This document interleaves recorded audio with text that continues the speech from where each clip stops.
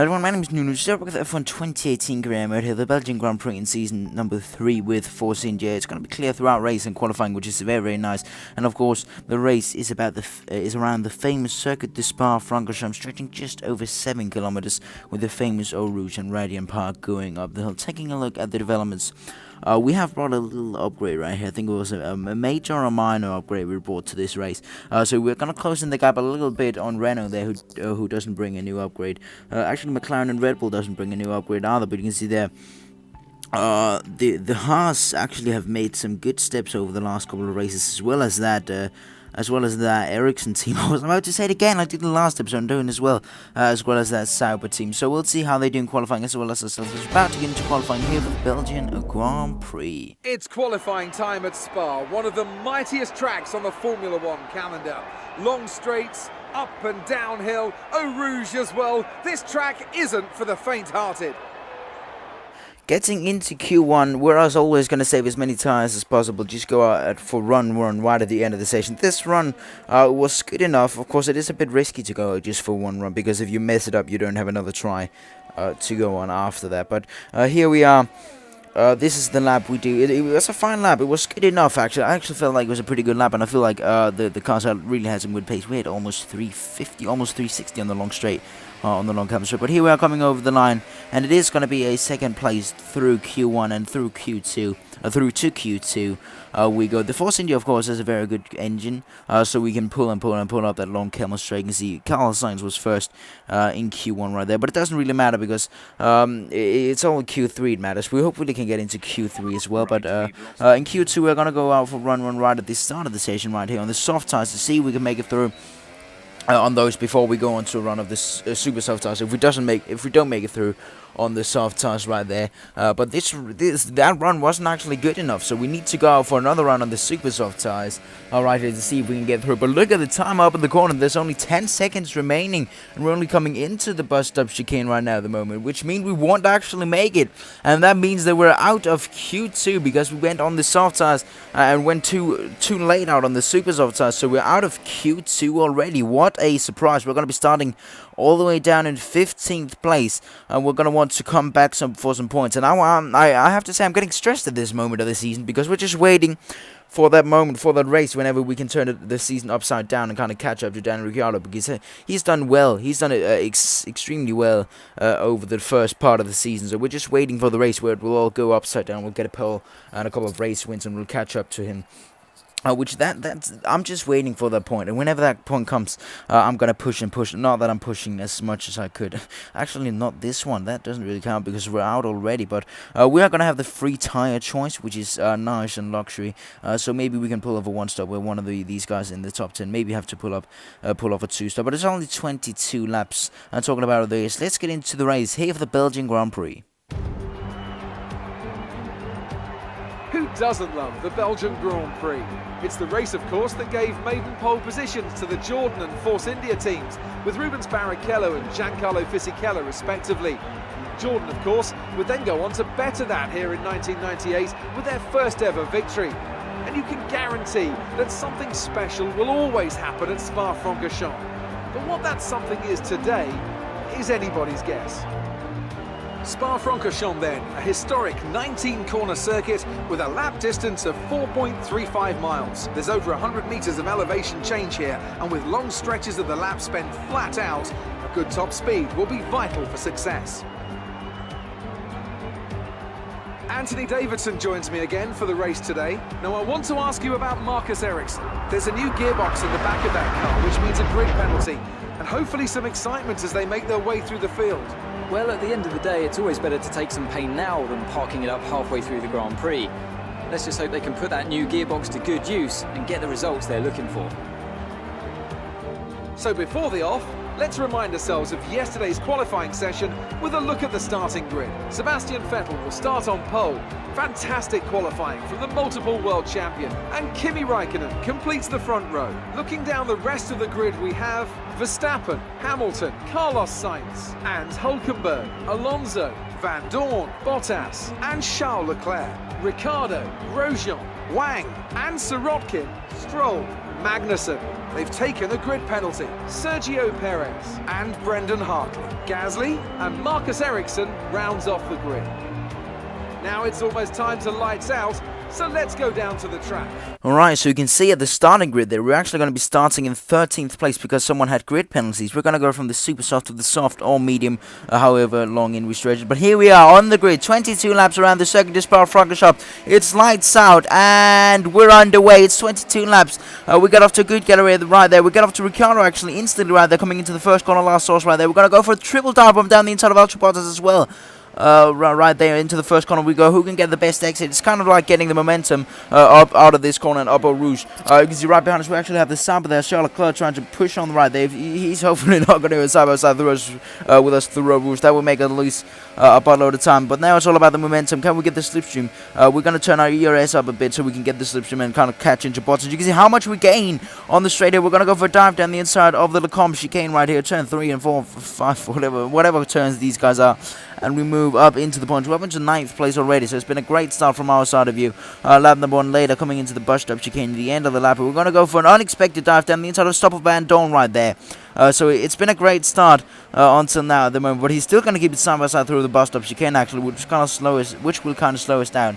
Make Alonso maybe get a little bit of a gap, but it won't be too much actually because we have the inside for the La Sauce corner, the turn 1, so we're going to just push him out to the curb so we get that position nice and easily. Then now it's time to kind of keep calm, save the tires from too much actually there. But you can see we're actually going to go kind of side by side. He just sticks his nose into the gap right there in the inside of Eau Rouge. But now these guys in front of us are battling. After that battle with Stoffel Van Dorn, because Alonso was actually right in front of us before, but now he's got past almost both of the Renaults right there, so he's making up a lot of ground here in the first laps. He also wants some good points because, of course, he's one of the best cars. He is in one of the best cars on the grid, and he's falling a little bit behind in the championship standings at the moment. But you can see the two Renaults there going side by side aggressively through the Pouan curve right there, coming into the Fanier chicane or something like that. They're still going to go side by side, so we're just going to seek after the gap right there, and it opens up on the inside of Carlos Sainz coming out of the last corner before the long straight. I don't know what to remember, Blanchimont straight or something. Getting a bit fancy with the editing right there. So we get past Carlos Sainz there. Nice and easy, but now it's time to go chase after the other Renault if we can do that. But you can see we're staying closely behind actually. I think one of the Renaults, I think the other of the Renaults pit in, I think it was, or maybe he's gotten past Alonso, I don't really know what happened to him right there. Yes, he's there, but you can see now we're behind Fernando Alonso, who's behind Hamilton. You can see the Renault actually, it got past him right there, but you can see we missed the first day, because the second day, because I was kind of trying to get a good exit right there, and we get onto the curb right there, we get very, very loose there, make contact with Carlos Sainz as well right there. I was kind of trying to go for a switchback move, but eventually it ended up being kind of like a stupid move from my side. I just opened up the gap right there and he went for it. You can see just how insane that save was right there. You can see we just kind of squeezed into the gap between Fernando Alonso and Carlos Sainz. So sadly got past us again, but you know, that happens. That one won't be too good at Tower, but still in front. They're still battling Hamilton and Alonso. This is almost like Mexico 2017. But this time around, Alonso just has the way better car. But here we are. We have the DRS. We're going to go for a triple overtake down the Kemmel straight. And it's a 3-in-1 straight. We can't really say corner right there. Which is a great move from us. We're going to have the DRS assistance and the slipstream. And we turned our ERS up to overtake. But they're still going to be battling it out right behind us right there. So, not too good. Of course, Hamilton's season, he hasn't won a championship in our career mode. So he's still only a four times world champion in our career mode. But right there, you can see we get kind of airborne right there. That mistake. I've actually surprisingly never done that mistake before. I've seen other people do it, but I haven't done it myself. But you can just see we were a little bit airborne right there, getting on the inside curve on Pouan, and then you're just it goes fast through Pouan, so you move many meters a second when you go through Pouan. So you need to be fast on your reactions if you want a good kind of thing right there. Now we have of course been in a battle with Carlos Sainz. Now he's going to come in actually very early on lap number 5 for I don't know what talking about yet, but he's going to come in very, very early. So might that mean a 2-stop strategy for Carlos Sainz? If it is, yes, it looks like he's actually going on to the super soft tires, so that's a 2-stop strategy from Carlos Sainz. Maybe they're throwing the race away. We don't know yet because there's still around 15 laps remaining. Now here we are on lap number 9. We're going to come into the pits as well, kind of cover for Carlos Sainz just 4 laps later. Here we are, the net leader at the moment, Sebastian Vettel, getting held up behind one of the Saubers. We're definitely not going to be coming out of the pits to challenge him. But we are going to be coming out of the pits in top 10, hopefully. We are going to be going on to the soft tires because I tried stretching the super soft tires as long into the race as possible, so we could go on to the soft instead of the mediums. You can see we actually come out in 5th place in front of Roman Grosjean behind Nico Hulkenberg. So I actually think Nico Hulkenberg there has kind of undercutted us, but I think he's on the 2-stop strategy as well. I think he is. He was on the super soft tires at least this early in the moment, so I'm pretty sure he's on the super soft tires. If not, that would be kind of a surprise. But here we are, gonna get a kind of bit fancy with the graphics. Okay, Mom, I'm sorry, I couldn't have done it better.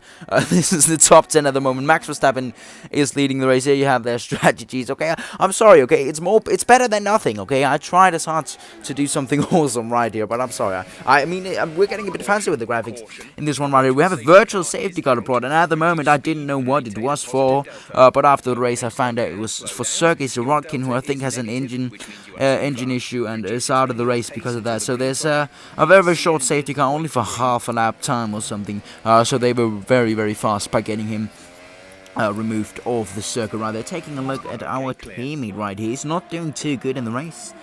He's kind of falling behind a queue. He's in the heavy end of the top 10, so not too many points right here for him, sadly, which it's not too good for him, of course, but you know, stuff like that happens. Here we are, we're actually behind Kimi Räikkönen right now, who seems to have some tire issues. He's not going very, very fast at the moment.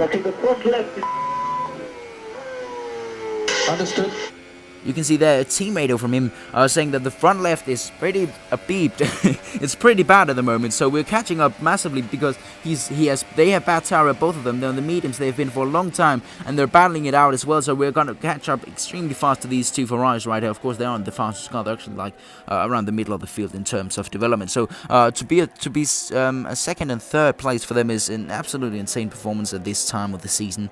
At least right here at the moment. But you can see here we are, we're getting the slipstream, we're pulling and pulling and pulling. Vettel goes for the move on his teammate Kimi Räikkönen. We're also going to see if we can stick one down the inside right there, but they just outbreak us by that little margin right there. We're actually going to keep the momentum right here of Vettel. We're just going to sneak through the gap that he made. So we're going to get through to Kimi Räikkönen, and we're up into the podium places, but he's still keeping it around the outside right there, so not too good for him.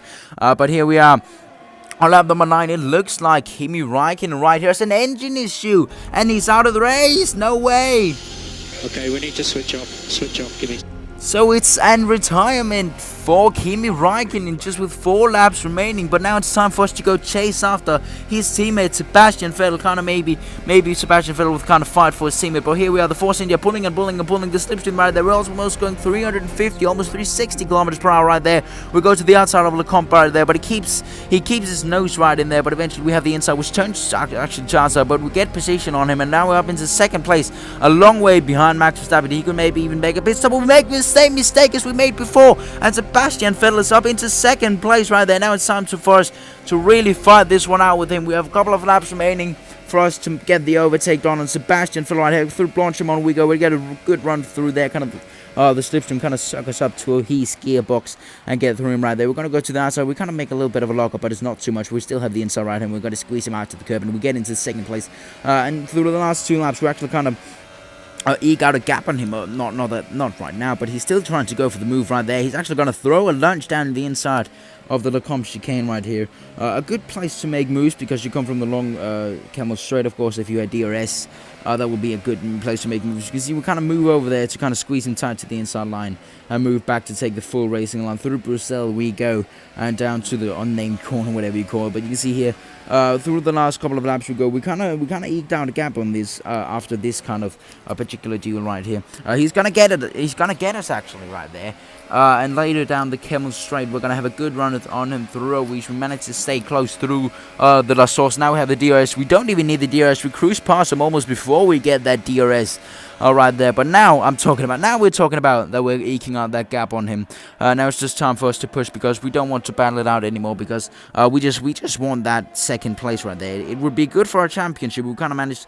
Dan Ricciardo's down in 7th place at the moment, so he's not going to pick up too many points actually. But here we are, last couple of corners on the race. Max Verstappen is your race winner in today's race, and at an insane Belgian Grand Prix, we're going to have 2 team ratings, one for Max Verstappen and one for ourselves. Oh, what a great Sunday. Well, Max, that was a very, very good drive. Okay, good job, mate. Really well done. That was a fantastic drive. It was a magnificent race and a drive right out of the top draw to take the win for Red Bull today. And Anthony Davidson, give me your thoughts. How did they accomplish this result? I think a large part of the result comes down to temperament. They were able to keep their heads when everyone around them was losing theirs. And that's allowed them to get the best out of the car, to maximise the strategy and to stay out of trouble.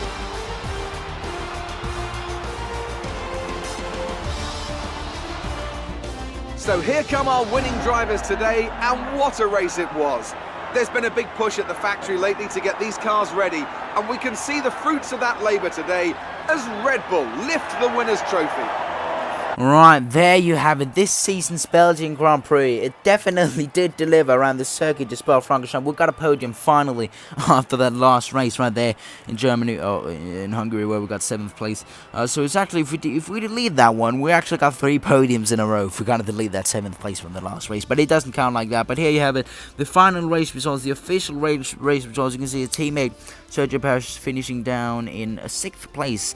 Dan Ricciardo following up right behind him. So we gained quite a lot of points on Dan Ricciardo in this round, which hopefully we can turn the championship around right now and kind of eke out points on him every single. Now only 27 points, so it's getting close to only being a race winner at DNF for Dan Ricciardo right there. If we could do that, that would be very, very awesome, because then we would quickly be in championship contention again. But in the Constructor Championship, we pretty much have no chance, because of course Sergio Perez is kind of dragging us down in point. He's not really performing up to the standard of this car at the moment. He's all the way down in 7th place, so maybe he needs to kind of up his game for the second half of the season. But here we are, end of the race. You can see there we won a rivalry against our teammate, but we're still going on with Fernando Alonso. We're still leading it, so that's kind of positive. In R&D points, we are going to save up for an ultimate aero development, just because that's kind of what I wanted to do right now, because we have a lot of high downforce circuits coming up in the second half of the calendar. But other than that, there's nothing to say that I hope you enjoyed this video. Remember to like and subscribe, and I'll see you all in the next one. Bye, guys.